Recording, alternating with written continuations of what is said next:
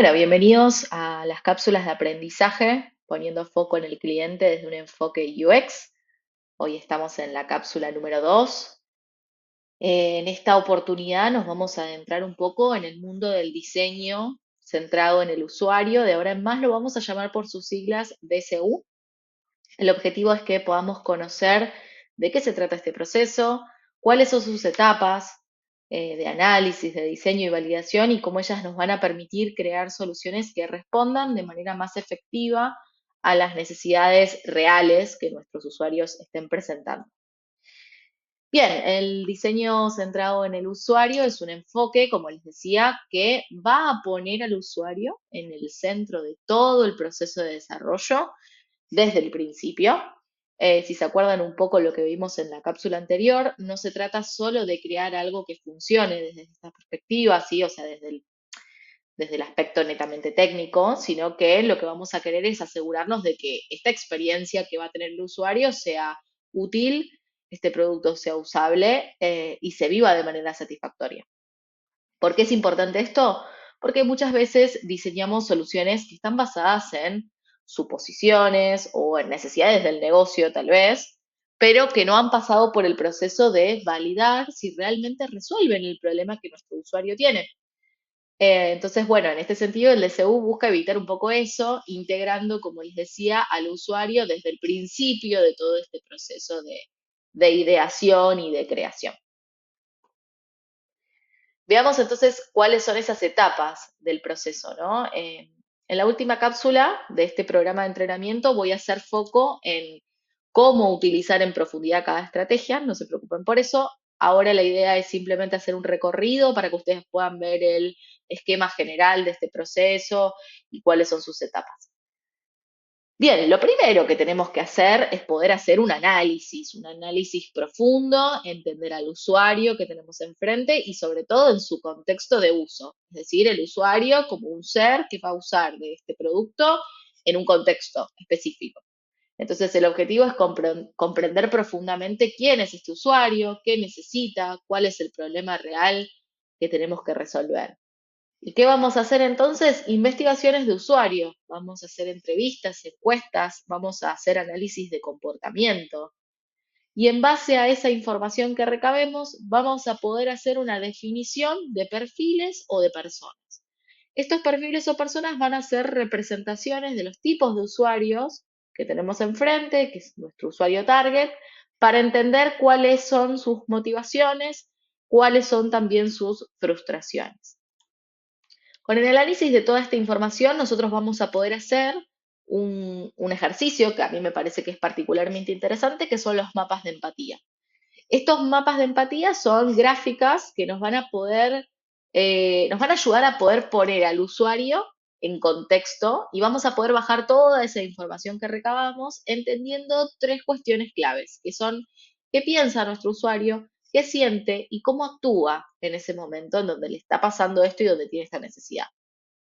¿Por qué esto va a ser clave? Porque si no entendemos bien el problema y no lo entendemos de entrada, corremos un riesgo que es bastante importante, que es el de diseñar una solución para una necesidad equivocada o que bien no terminamos de comprender. Entonces, una vez que hicimos el análisis, nuestro paso 2 va a ser ya sí meternos en el diseño de la solución. Vamos a proponer soluciones. Cuando hablo de diseño de solución, no hablo todavía de la instancia de diseño, si se quiere, de la UI, ¿no? Como del diseño gráfico del producto, sino del diseño de la solución, o sea, de la estructura de este producto y de cómo va a responder a la necesidad que el usuario tiene. Entonces, vamos a empezar a diseñar soluciones que podrían potencialmente responder a esta necesidad. ¿Cómo? Bueno, hay algunas técnicas que son bastante útiles para esta instancia, como el sketching, como generar wireframes. Estos wireframes son bocetos rápidos para visualizar ideas de manera ágil, ¿sí?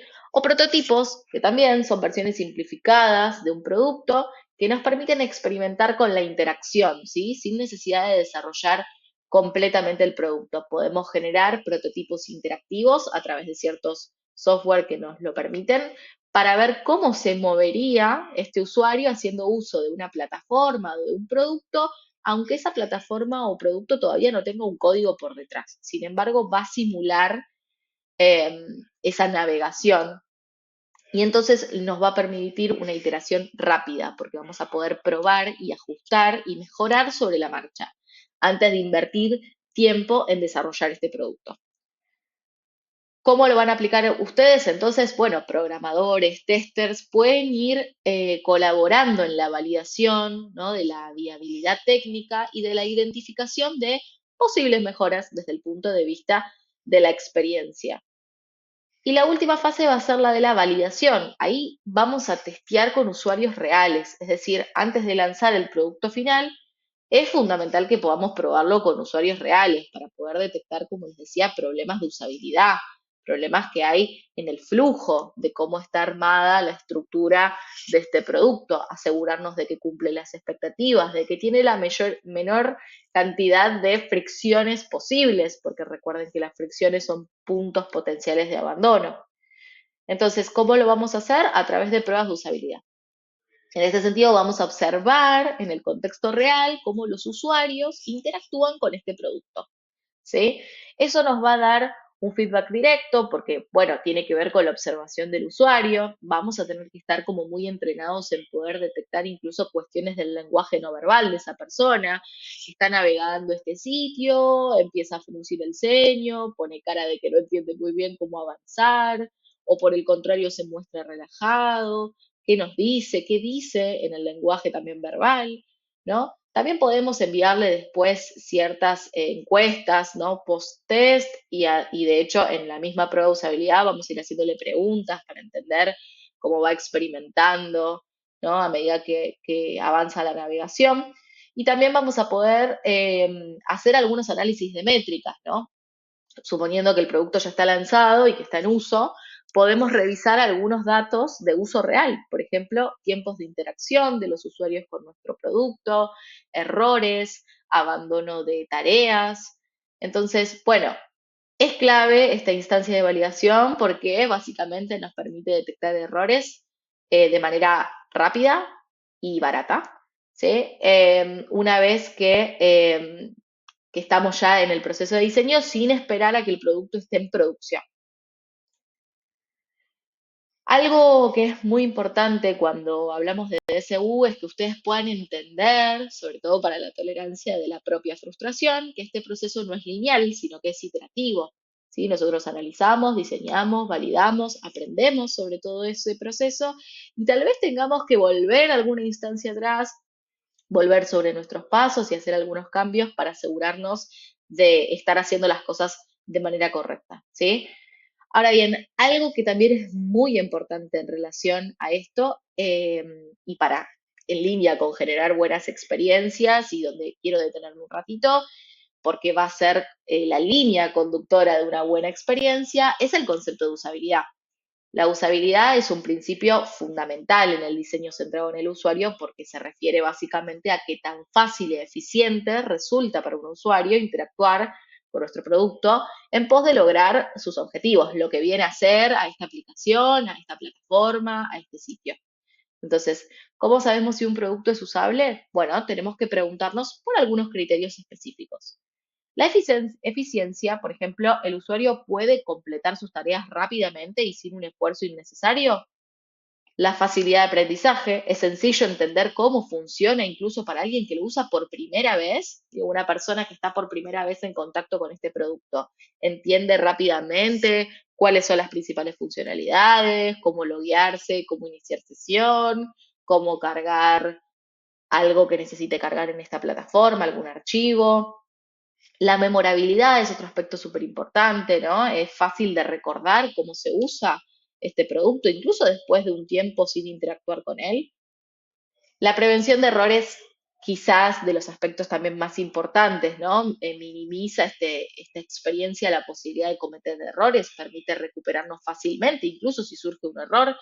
No solo el hecho de tratar de encontrar los menores puntos de fricción de errores posibles, sino también qué tan fácil es para la persona volver a su actividad dentro de esta plataforma o este producto cuando cometió un error o cuando hubo un error inesperado del sistema, ¿no? Con qué claridad nosotros también guiamos al usuario a que pueda retomar su tarea. Y la satisfacción, el usuario se siente cómodo, se siente satisfecho usando este producto. Bueno, eso va acuérdense que tiene que ver mucho con la fidelización de mi usuario, de mi cliente, por eso es muy importante. Bien, ¿y cómo validamos esta usabilidad? Bueno, principalmente a través de pruebas de usabilidad, donde básicamente lo que vamos a hacer es observar cómo mi usuario real interactúa con este producto. Como les decía, normalmente se hace a través de prototipos para identificar obstáculos o puntos de mejora.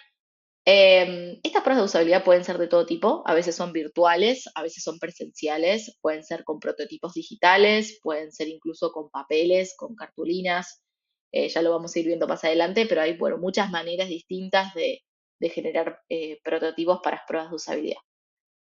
Bueno, hasta acá hemos llegado con la cápsula 2.